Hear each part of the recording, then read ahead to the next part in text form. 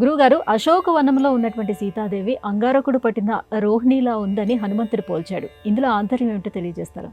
సుందరకాండ ఆ పేరు అనుకుంటేనే శుభం చేకూరుతుంది.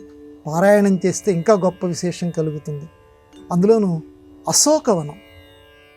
సరే, అశోకపు చెట్లు అవన్నీ పక్కన పెడదాం. శోకము లేనటువంటి వనం.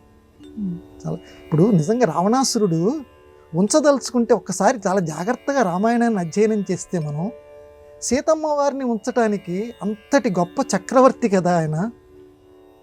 లోపలెక్కడో కదలకుండా, ఎవరికి కనపడకుండా, ఏ భవనంలోనో సీతమ్మని ఇక్కడ ఉంచండిరా చుట్టూతా కాపలాలు పెట్టి చేయొచ్చు కదా, ఆయన మాటకి ఎదురే ఉంది. ఆయనే కావాలని చెప్పి అశోకవనంలోనే సీతమ్మను ఉంచాడు. ఇది మనం జాగ్రత్తగా రామాయణాన్ని అర్థం చేసుకోవాలి. అందరికీ కనపడేటట్టు, మళ్ళీ అందరికీ కనపడేటట్లు అంటే పైనుంచి దేవతలు ఎవరైనా చూడొచ్చు, విద్యాధరులు చూడొచ్చు, యక్షులు చూడొచ్చు, అందరూ కూడా చూడవచ్చు. కింద కనపడుతోంది అశోకవనంలో సీత. అందరికీ కనపడేటట్టు ఎందుకు ఉంచాడు? ఎవరికీ కనపడకుండా లోపల ఎక్కడో దాచిపెట్టచ్చు కదా. అంటే ఇదే రామాయణం యొక్క రహస్యం. ఎందుకనంటే ప్రతీకాత్మకం. రామాయణంలో ఉన్న ప్రతి పాత్ర కానివ్వండి, ప్రతి సంఘటన కానివ్వండి, అది శోకము లేనటువంటి వనం. అంటే అమ్మ కూర్చున్నది జగన్మాత. అమ్మ ఎక్కడ ఉంటే అక్కడ శోకం అనేది ఉండదు. అందువల్ల ఎందుకంటే రావణుడు జై విజయుల్లో ఒకడు. తన యొక్క శాపం ఏదైతే మహర్షులు పెట్టారో ఆ శాపాన్ని పోగొట్టుకోవటం కోసం ఈ రావణ కుంభకర్ణులుగా వాళ్ళు జన్మించారు జై విజయులు. అందుకని రావణాసురుడికి తెలుసు ఆవిడ అమ్మ అని చెప్పి. వైకుంఠంలో ఏదైతే లక్ష్మీదేవి ఉన్నదో ఆ లక్ష్మీదేవినే నేను ఎత్తుకొచ్చానన్న విషయం తెలుసు. బహిరంగంగా ఇలా ఉంచితేనే అందరికీ తెలుస్తుంది. హనుమంతుడు ఇలాంటి ఆయన వస్తాడు, తెలుసుకుంటాడన్న విషయం రావణాసురుడికి తెలుసు.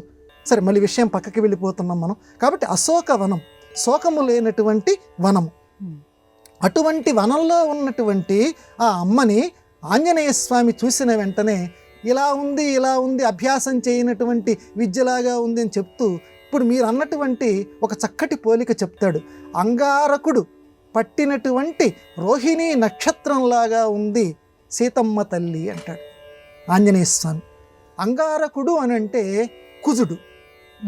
కుజగ్రహము అంటే జ్యోతిష్య శాస్త్రంలో కొన్ని విషయాల్లో క్రూరగ్రహం, బాగా పీడించుకునేటువంటి లక్షణాలు. కుజదోషం అని చెప్పి మిగతా గ్రహాల దోషాలని అనరు. కుజదోషం అని చెప్పి లోకంలో చాలా ప్రసిద్ధి. కుజశాంతి చేయించండి అని అంటారు. కాబట్టి చాలా తీవ్రమైనటువంటి అశాంతి కలిగించేటువంటి గ్రహాలలో కుజగ్రహం ఒకటి. కాబట్టి అతన్నే అంగారకుడు అని కుజగ్రహానికి ఇంకొక పేరు. అంగారకుడు అంటే అగ్ని. నిప్పు గనక ప్రతిదాన్ని ఏ రకంగా భస్మం చేస్తుందో, బూడిద చేస్తుందో, కుజుడు కూడా తన దృష్టి ఎవరి మీదైతే ప్రసరిస్తుందో వాళ్ళని అంతగా బూడిద చేసి పడేస్తాడు, సర్వనాశనం చేస్తాడు. అందుకే కుజుడికి ఇంకొక పేరు అంగారకుడు, నిప్పు స్వభావం కలిగిన వాడు. కాబట్టి ఆ అంగారకుడు పట్టినటువంటి రోహిణీ నక్షత్రం అలా ఉందట అని హనుమంతుల వారు గొప్ప పోలిక. రోహిణి అని అంటే చంద్రుని యొక్క భార్య. 27 నక్షత్రాల్లో చంద్రుడికి చాలా ఇష్టమైనటువంటి భార్య రోహిణీ నక్షత్రం. ఈయన రామచంద్రుడు. జోహారమ్మ వాల్మీకి ఆదికవికి కుజంతం రామ రామేతి మధురం మధురాక్షరం ఆరుహ్య కవితా శాఖాం వందే వాల్మీకి కోకిలం. ప్రతి పదాన్ని ఇలా మనం సంవత్సరాల తరబడి చెప్పుకోవచ్చు. ఆ మహానుభావుడు ఏమంటున్నాడు? రోహిణి చంద్రుడి యొక్క భార్య, అక్కడ ఉన్నది రామచంద్రుడి యొక్క భార్య సీతమ్మ ఉన్నది. ఎంత పోలికలో, ఎంత జాగ్రత్తగా అన్వయించుకుంటున్న కొద్దీ, ఆంతర్యం పరిశీలించుకుంటున్న కొద్దీ ఆనందం గొలుపుతుంది వాల్మీకి రామాయణం. కాబట్టి అంగారకుడు పట్టిన అంగారకుడు ఇక్కడ అగ్నిస్వభావం కలిగినటువంటి వాడు, అందరినీ సర్వనాశనం చేసేటువంటి బుద్ధి కలిగినటువంటి వాడు రావణాసురుడు.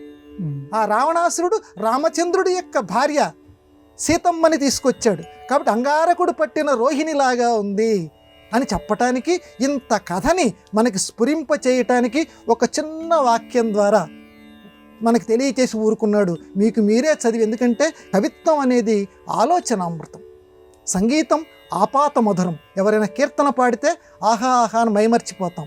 కానీ సాహిత్యం అనేది ఆలోచన చెయ్యాలి.